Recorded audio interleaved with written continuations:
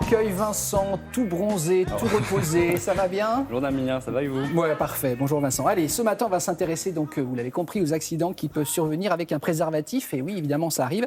Alors Vincent, à quoi faut-il faire attention pour éviter ce genre d'accident?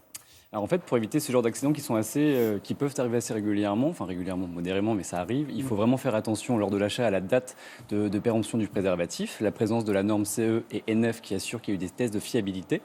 Lors de l'ouverture de l'emballage, on fera bien attention à ne pas utiliser ni les dents, ni les ongles, ni les bijoux qui peuvent déchirer le préservatif. Et si vous utilisez un lubrifiant, assurez-vous qu'il est bien compatible avec le préservatif pour pas qu'il y ait de dommages lors du rapport. D'accord. Bon, pour le coup de la date et tout, regardez ça un peu en amont, hein.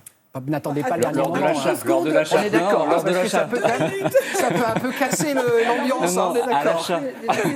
Alors, quels sont les risques encourus devant un accident de préservatif? Alors, on a les risques infectieux, à savoir les infections sexuellement transmissibles, le VIH, les chlamydia, gonocoque, syphilis et les hépatites notamment. Et puis, on a également le risque de grossesse non désirée. Alors, justement, donc, vous nous avez préparé un tuto pour nous dire comment réagir face à une telle situation. On regarde ça tout de suite en images.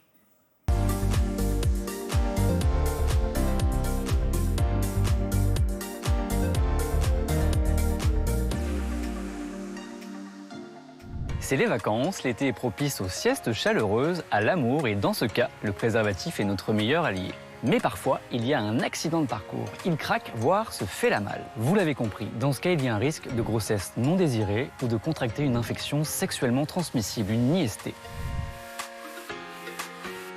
Sachez-le, il y a la contraception d'urgence. Elle doit être prise rapidement, dans un délai de 3 à 5 jours.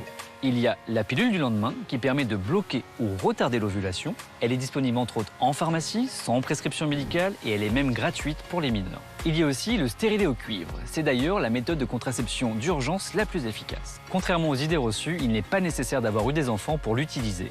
Et attention, la contraception d'urgence ne protège pas contre les infections sexuellement transmissibles.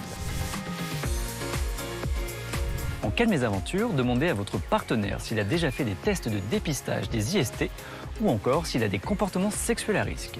Au moindre doute, direction les urgences avec votre partenaire si possible pour faire évaluer les risques et bénéficier des traitements éventuels. Pour le VIH, il y a le TPE, traitement post-exposition, à commencer idéalement dans les 4 heures après un rapport mâle ou non protégé ou au plus tard dans les 48 heures.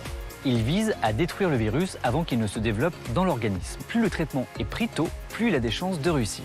Attention, le TPE n'est valable que pour le VIH et un suivi médical sera réalisé. Au moindre doute, vous pouvez également appeler SIDA Info Service. Pour l'hépatite B, il existe également un traitement prophylactique qui va empêcher le développement de l'infection. Il faudra aussi surveiller les risques de syphilis ou de maladies à chlamydia ou à gonocoque. Même si ces traitements existent, n'oubliez pas le préservatif. Donc protégez-vous et bonnes vacances.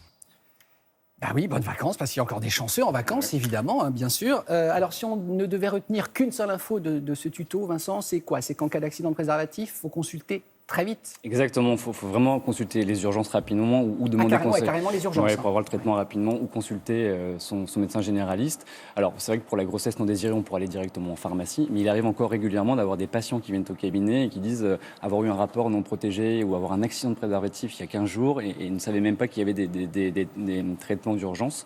Donc, on rappelle pour le traitement post-exposition qui protège contre le VIH, il faut agir vite et le prendre rapidement. Et pour la grossesse également non désirée, il y a des médicaments, des traitements à prendre pour éviter ce genre de grossesse. Voilà. Bon, écoutez, si d'aventure, on ne vous le souhaite pas, mais si ça vous arrive, vous savez quoi faire. Merci beaucoup Vincent. On vous rappelle évidemment, chers téléspectateurs, qu'il est possible de poser vos questions ou vos envies de tuto via le groupe Mieux vaut prévenir que guérir sur la page Facebook de Télématin. Et Vincent se fera un plaisir de répondre à toutes vos interrogations.